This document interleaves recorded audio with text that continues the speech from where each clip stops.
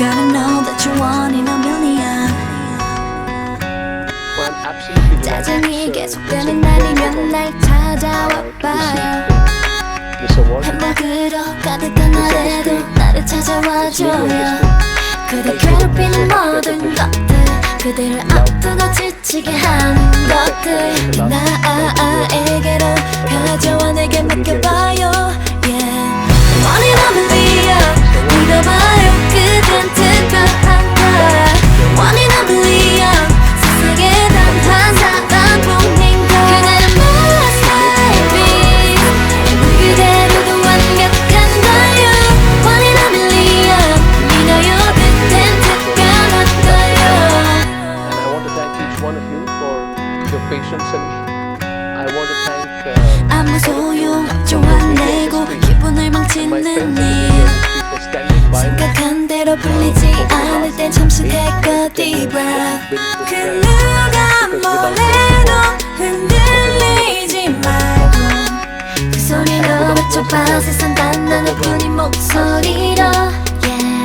One in a million 믿어봐요 그댄 특별한 걸 One in a million 세상에 단 한 사람뿐인 걸 그대는 masterpiece 그대로도 완벽한 걸요 One in a million 믿어요 그댄 특별한 걸요 You gotta know that you're one in a million 아주 특별한 존재가 되어 살아간다는 게 어떤 의미일까 누가 뭐래도 흔들리지 말고 I like Sam's 소리로 외쳐봐 세상 단 하나뿐인 목소리로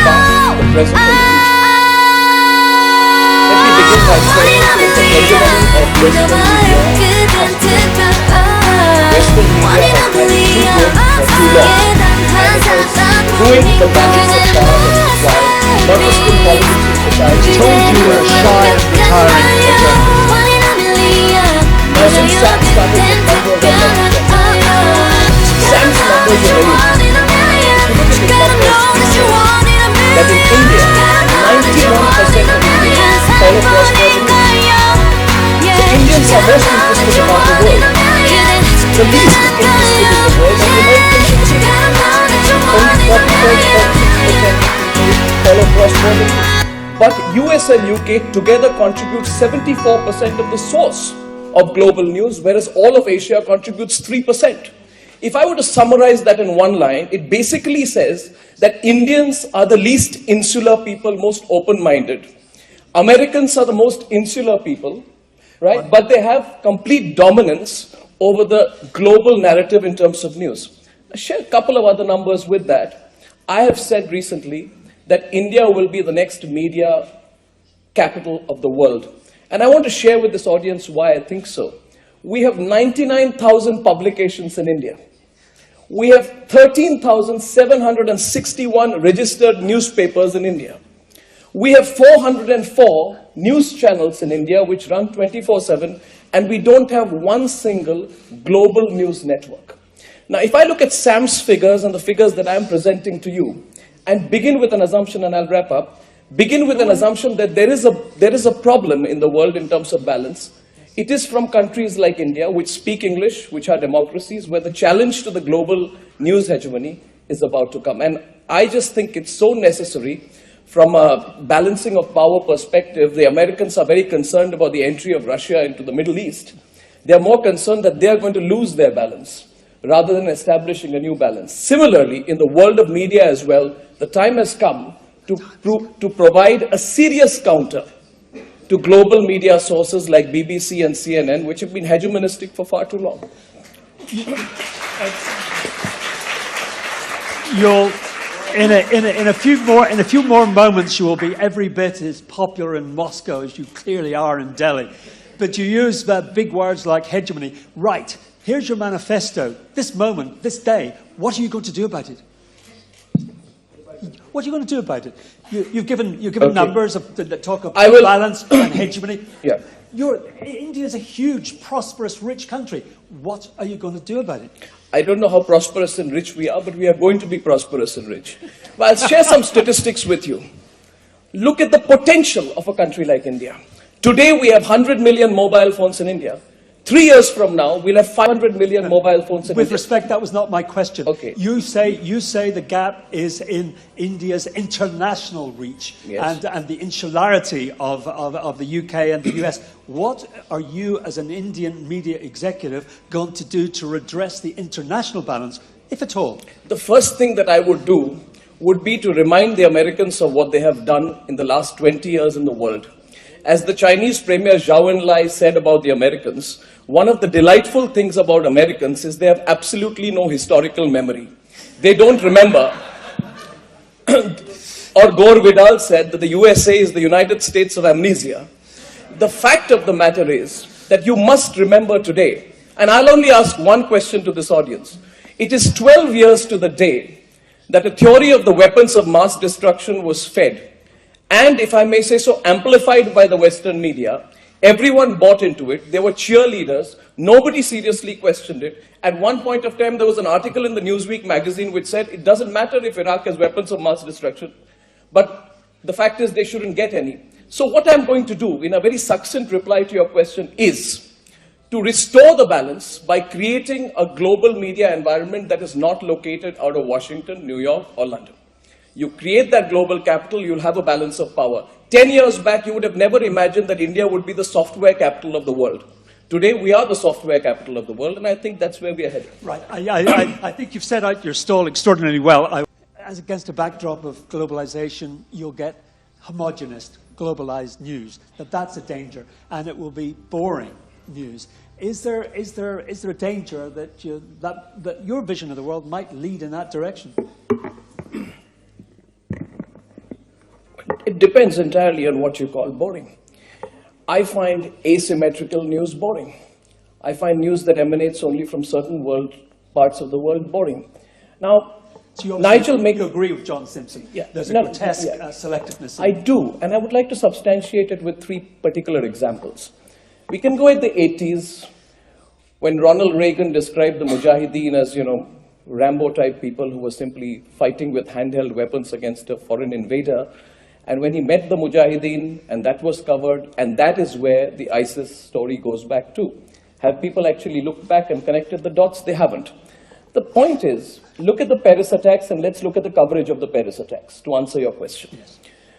Here we are. The Paris attacks have generated a lot of global coverage, up to the point where we have talked this morning about a global coalition to fight ISIS and why it cannot happen. You would know that on the 26th of November 2008, in the Mumbai attacks, 165 Indians were killed in 4 locations.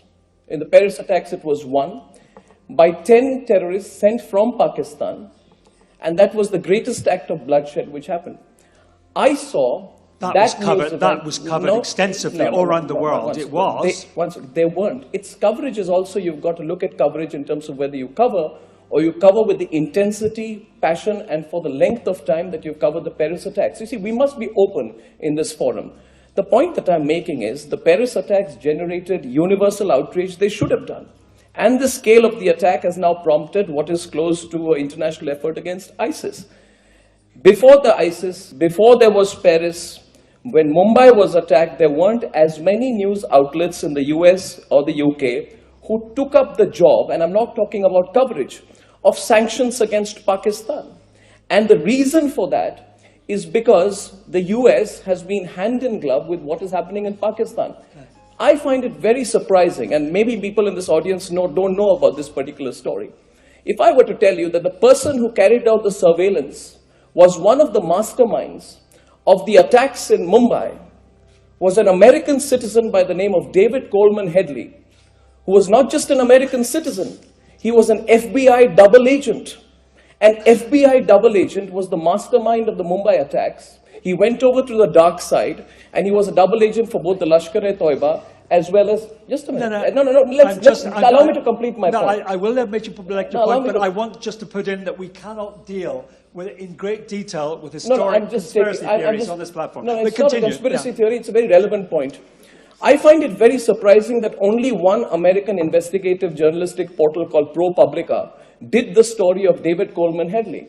And the reason I'm highlighting it is, please consider, if today it was proven that there was a similar person responsible for the Paris attacks, what kind of coverage would that have got, as opposed to the coverage that this story got? Now, we can say, how many American news outlets and British outlets have said, how can you get into a plea bargain with this particular individual? The point I'm making is one simple point. There is, I wouldn't say bias or prejudice, but there has been an asymmetry which perhaps, and I would give the benefit of doubt, stems from the locational prejudices that come in, that when things happen, when they are closer to you, you report it in greater depth. When they happen away from you, you do report it, but not with the same intensity and passion. And I think that is one of the reasons today we need a balance of powers in the media world. Are we not confusing two things? Domestic news services and international news services represented here today. Surely the asymmetry is not the same. There's a problem with domestic news services, I agree, but that is not what we're here to discuss today. I'm talking about, to clarify, I am talking about global news sources. I'm not talking about CNN domestic or BBC domestic. I'm talking about their global coverage, and I find a gap between the way they covered Mumbai and the way they covered Paris. Okay. In a sense, Anna, you've already addressed the problem, but maybe at just a greater length. Does that view chime with, if it's a short one? It's a very short one. The point she's making, and I agree with her, that the genuine belief is that it is only in a very diversified media space that you can have a very serious discussion of the causes and the climate that has led to the situation in the Middle East today. And hence, if we are to truly examine what are one of the factors, because domestic public opinion matters everywhere in the world. If there was domestic public opinion, since we cannot separate with respect what domestic channels do from what global channels do, because if the domestic channel is building up a certain sentiment in favor of a war, then inevitably there is less pressure on the government. Hence, we must examine whether the domestic channels also are asking the questions in as forthright a way. And if they don't, then one alternative is for channels like Russia today. Other channels emerging from elsewhere in the world to broadcast right into the USA, so that people there get a different perspective. That's exactly what we're doing, and if you let me continue,